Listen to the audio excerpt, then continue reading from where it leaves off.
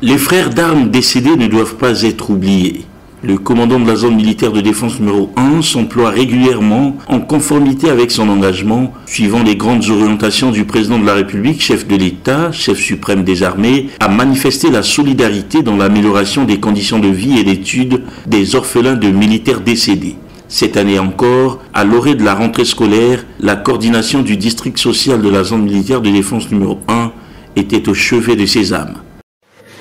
Chers parents, c'est avec un réel plaisir que nous recevons de votre part ces précieux kits scolaires. Cela prouve à suffisance que malgré la dureté des temps, vous ne nous avez jamais oubliés. Je prends ici et maintenant devant vous un engagement au nom de tous les enfants laissés par vos frères d'armes qui ne sont plus de ce monde. De ne pas vous décevoir. Un mot sur toutes nos lèvres. Merci à vous, chers parents. Cette distribution a été supervisée par le lieutenant-colonel Destin Jean-Émile Ocamande, chef de division de l'administration financière, accompagné de la coordonnatrice du district social, le lieutenant Sorel Odjourga. Dans son mot de circonstance, le lieutenant-colonel a exhorté les bénéficiaires sur l'assiduité et la concentration au cours, occasion pour lui de faire une mise au point à valeur d'encouragement. Ce énième geste symbolique prouve simplement notre amour envers nos enfants. Et nous leur demandons d'être assidus à l'école. Ce n'est pas parce qu'on n'a plus un père ou une mère qu'on pense que la vie s'arrête, non. Donc n'abandonnez pas.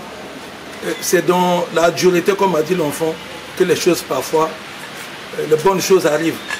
Donc nous vous incitons à aimer l'école pour l'instruction, apprendre des choses, éviter de savoir que ça c'est bon, ça c'est mauvais. Du CP1 en terminale, en passant par les classes d'examen, chaque enfant a reçu son lot constitué d'un sac d'école neuf contenant l'essentiel des fournitures scolaires pour toute l'année et une tenue. Je remercie Dieu qui agit dans notre commandant de zone pour nous offrir les fournitures scolaires pour nos enfants. Ça m'a fait vraiment, ça m'a donné la joie. Je suis tellement ravie. Que Dieu puisse vraiment le bénir. La coordonnatrice du district social s'est quant à elle réjouie des résultats assez satisfaisants obtenus par ses enfants l'année passée. Les plus méritants étaient d'ailleurs encouragés. Ce programme de distribution des kits scolaires aux enfants orphelins, mineurs et vulnérables de militaires décédés se veut par ailleurs un signe de reconnaissance et de solidarité des forces armées congolaises vis-à-vis de son personnel.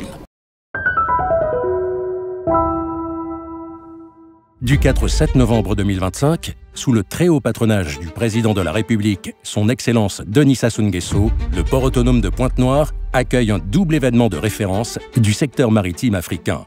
Le 45e conseil annuel de l'AGP-AOC et la 20e table ronde des directeurs généraux des ports membres.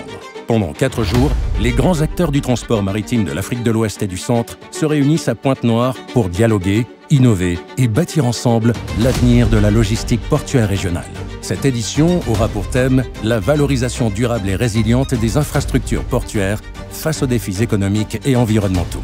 Au programme, panel stratégique, sessions techniques, rencontres B2B et coopération Sud-Sud. Le port autonome de Pointe-Noire est fier d'accueillir ce rendez-vous d'excellence, placé sous le signe du partage, de l'action et de l'unité continentale. Port autonome de Pointe-Noire, la porte océane de l'Afrique centrale.